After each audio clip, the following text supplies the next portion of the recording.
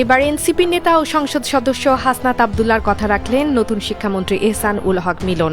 হাসনাত আব্দুল্লাহ তাকে যেই অনুরোধ করেছেন তা রেখে সারা দেশের শিক্ষা খাতে নিলেন যুগান্তকারী এক পদক্ষেপ, যা আলোড়ন সৃষ্টি করেছে ব্যাপকভাবে। দীর্ঘদিন ধরে এই প্রথা বা সিস্টেমের কারণে আসল মেধাবীরা অগ্রাধিকার থেকে বঞ্চিত হচ্ছিলেন। আর এই সিস্টেম পরিবর্তনের জন্য দুদিন আগে সরব হয়েছিলেন হাসনাত আব্দুল্লাহ। তার সেই কথা শুনে মাত্র 2 দিনের ব্যবধানে বড় সিদ্ধান্ত নিলেন শিক্ষামন্ত্রী এহসানুল হক মিলন। এতদিন বিদ্যালয়ে প্রথম শ্রেণী থেকে পর্যায়ক্রমে উপরের শ্রেণীতে ওঠার সময় লটারির মাধ্যমে শিক্ষার্থী নির্বাচন এবং মূল্যায়ন করা হতো, যা নিয়ে অভিভাবকদের অভিযোগের শেষ ছিল না।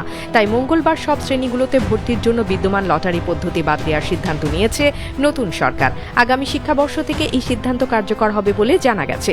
মঙ্গলবার সচিবালয়ের এক সংবাদ সম্মেলনে সরকারের এই সিদ্ধান্তের কথা জানান শিক্ষামন্ত্রী আ.ন.ম এহসানুল হক মিলন।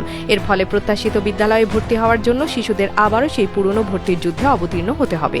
যদিও শিক্ষাবিদ ও শিক্ষা সংশ্লিষ্ট ব্যক্তিরা বলছেন, শিশুদের বিশেষ করে প্রাথমিক স্তরে লটারির পরিবর্তে আবার পরীক্ষা হলে শিশুদের ওপর অপ্রয়োজনীয় চাপ বাড়বে এবং কোচিং প্রাইভেটের প্রবণতা নতুন করে মাথাচাড়া দেবে।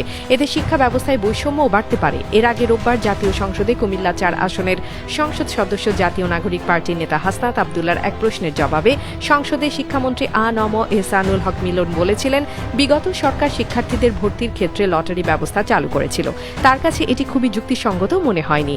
আগামী শিক্ষাবর্ষে ভর্তির পদ্ধতি নির্ধারণের জন্য অংশীজনদের সঙ্গে আলোচনা করে সবার অভিমত নিয়ে বিষয়টি বিবেচনা করা হবে। তবে একদিন পরেই সংবাদ সম্মেলনে শিক্ষামন্ত্রী এহসানুল হক মিলন জানান, ভর্তিতে লটারির পরিবর্তে পরীক্ষা নেওয়ার ব্যবস্থা করতে যাচ্ছেন। তিনি বলেন, আমরা লটারির ব্যবস্থা প্রত্যাহার করলাম। গত 1 মাস ধরে অংশীজনদের সঙ্গে আলোচনা পর্যালোচনার মাধ্যমে স্কুলে ভর্তিতে লটারি পদ্ধতি উঠিয়ে দেওয়ার সিদ্ধান্ত নেওয়া হয়েছে। আগে প্রথম শ্রেণীতে শিক্ষার্থী ভর্তির জন্য পরীক্ষা না নিয়ে লটারি হতো। কোভিড-19 মহামারীর কারণে 2021 শিক্ষাবর্ষে সব শ্রেণীতেই শিক্ষার্থী ভর্তিতে লটারি শুরু হয়।